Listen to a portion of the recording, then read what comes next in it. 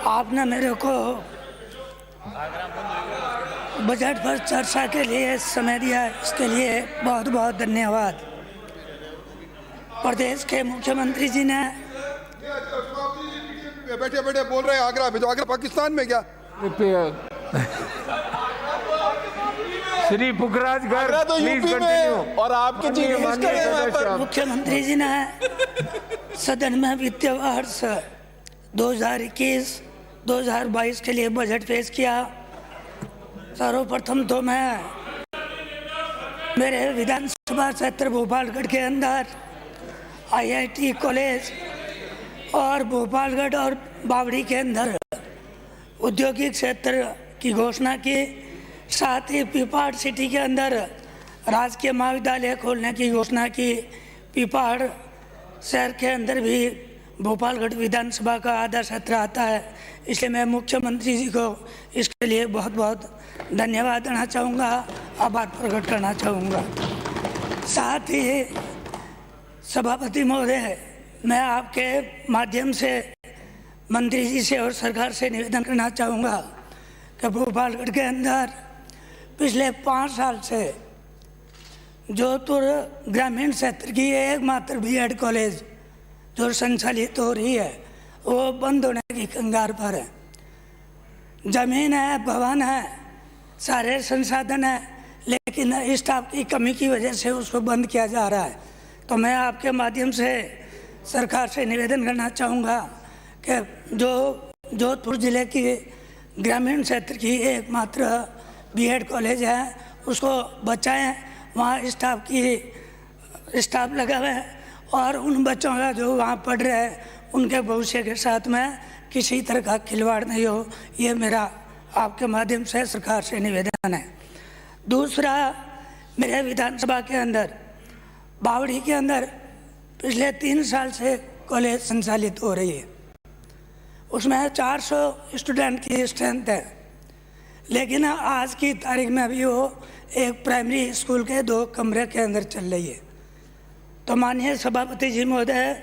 मैं आपके माध्यम से मंत्री जी से निवेदन करना चाहूँगा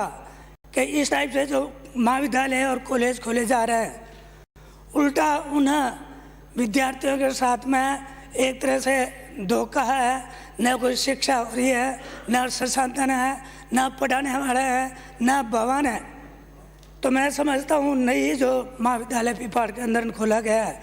तो उससे पहले जो महाविद्यालय हमारे वहाँ चल रहे हैं उनको बचाने के लिए पर्याप्त संसाधन और स्टाफ की नियुक्ति करें।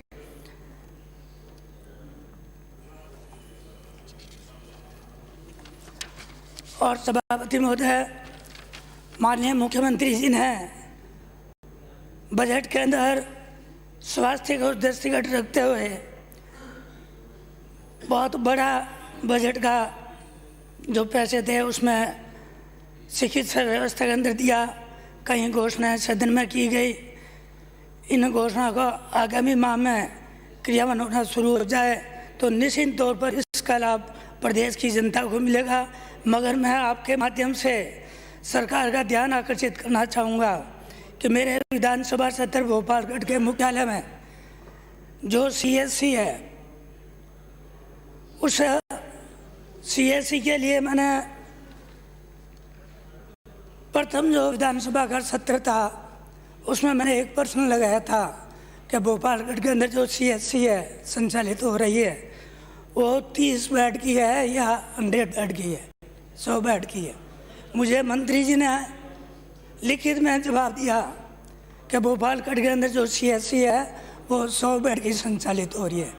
लेकिन आज भी भोपालगढ़ की CSC है वो 30 बेड की संचालित हो रही है और 30 बेड की कैपेसिटी के हिसाब से ही उसमें स्टाफ, डॉक्टर, नर्स और दूसरे संसाधन हैं। तो मैं आपके माध्यम से मंत्री जी से निवेदन करना चाहूँगा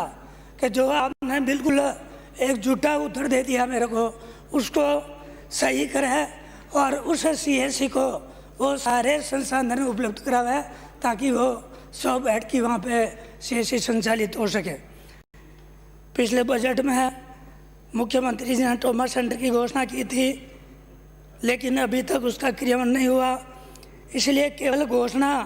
उससे जनता का भला नहीं होने वाला है, क्योंकि जो घोषणा सदन के नेताजी करते हैं उसका क्रियान्वयन करना संबंधित विभाग की नैतिक जिम्मेदारी होती है, और किस स्तर पर इसका क्या क्रियान्वयन होना चाहिए उसके लिए सरकार को समीक्षा करके पुनः देखने की आवश्यकता है।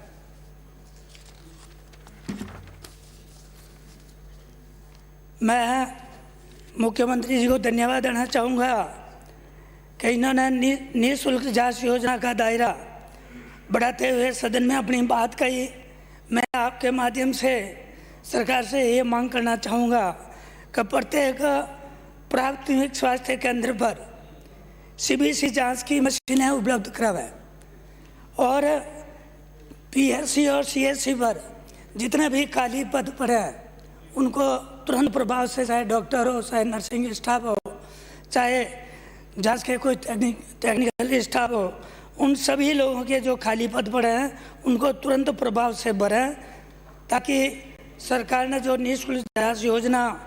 की जो घोषणा की है उसका सही तरीके से मात जमीनी स्तर पर उसका अमली जमा कराया जा सके।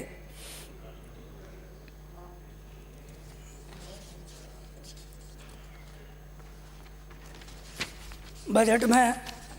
माननीय मुख्यमंत्री जी ने डायरेक्टरेट ऑफ फूड सेफ्टी बनाने की भी घोषणा की है। मैं आपके माध्यम से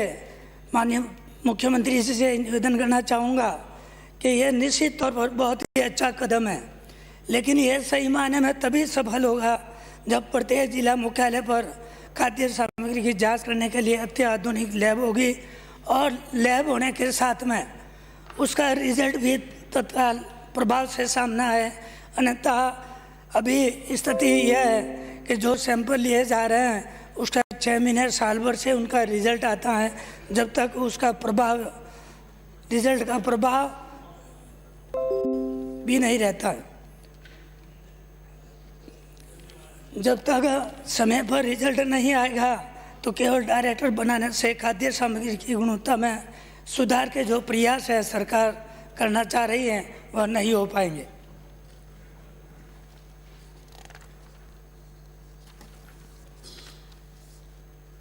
माननीय सभापति जी, मैं आपके माध्यम से माननीय मुख्यमंत्री जी और मंत्री जी से निवेदन करना चाहूँगा कि अभी जो भर्ती की बात कर रहे हैं, 50,000 से अधिक पदों पर भर्ती के लिए जो बात कही गई है, इसमें भी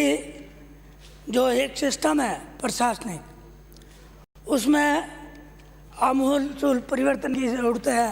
कि भर्ती की जब विज्ञप्ति निकलती है तो एग्ज़ाम टाइम पे नहीं होता है, एग्ज़ाम टाइम पे हो जाए तो रिज़ल्ट टाइम पे नहीं आता है, और रिज़ल्ट आ जाए तो उस पर कोर्ट का स्टे आ जाता है। तो ये जो सिस्टम बना रखा है उस सिस्टम में सुधार की ज़रूरत है। समय पर विज्ञप्ति जारी हो, उसके साथ परीक्षा भी हो, और रिजल्ट भी समय पर सही तरीके से घोषित हो, ताकि उन बेरोजगारों के भविष्य के साथ में खिलवाड़ नहीं हो। मैं आपके माध्यम से सरकार से निवेदन भी करना चाहूँगा कि अभी जो विद्युत विभाग के अंदर जो भर्तियाँ निकाली गई हैं, उनका भर्तियों के साथ में जो तकनीकी कर्मचारी है, टेक्निकल हेल्पर, जिनकी 9,000 की वैकेंसी है, वो भी भर्ती तुरंत प्रभाव से इसके साथ में निकालें। और भर्तियाँ जिनके परीक्षाएं मध्य प्रदेश और महाराष्ट्र के अंदर की जा रही है, मैं समझता हूँ, मैंने पिछले विधानसभा सत्र में भी इस बात को आपके माध्यम से सरकार के सामने रखा था कि बहुत सारे प्रदेश जो राजस्थान के आसपास के हैं, उन्होंने अपने प्रदेश के अंदर 80-20 के रेशियो से 80% उन बेरोजगारों को जो स्थानीय हैं उनको रोज़गार दिया जाए, और 20% है जो बाहर के लिए जाए, वो भी सरकार इसके लिए कानून बनाए। ये मैं आपके माध्यम से सरकार से निवेदन करना चाहूँगा। दूसरा, मैं बात करना चाहूँगा बिजली की। अभी माननीय मुख्यमंत्री जी ने बजट के अंदर घोषणा की, जो पिछली सरकार ने 833 रुपये की सब्सिडी दी थी, वो पिछले साल भर से बंद थी, और उस सब्सिडी को बढ़ाकर उड़ीसा गवर्नमेंट की तरह 1,000 रुपया पर उपभोक्ता जो सामान्य श्रेणी के कृषि के उपभोक्ता उनके लिए की घोषणा की, लेकिन उसके अंदर भी राइडर लगा दिया। उसमें ये शर्त है कि जो उपभोक्ता सामान्य श्रेणी में बिलिंग हो रही है, जिनकी मीटर बिलिंग है, जिन उपभोक्ताओं के मीटर लगे हुए हैं और मीटर से बिलिंग हो रही है, उन्हीं उपभोक्ताओं को यह सुविधा दी जाएगी। तो मैं समझता हूँ राजस्थान के अंदर हज़ारों ऐसे उपभोक्ता हैं जो फ्लैट रेट से बिल भर रहे हैं, वो इस योजना से वंचित रहेंगे। तो मेरा निवेदन है कि इसको फ्लैट रेट के जो उपभोक्ता है उन पर भी ये 1,000 रुपये प्रति माह दिया जाए, उनके लिए भी लागू किया जाए। मैं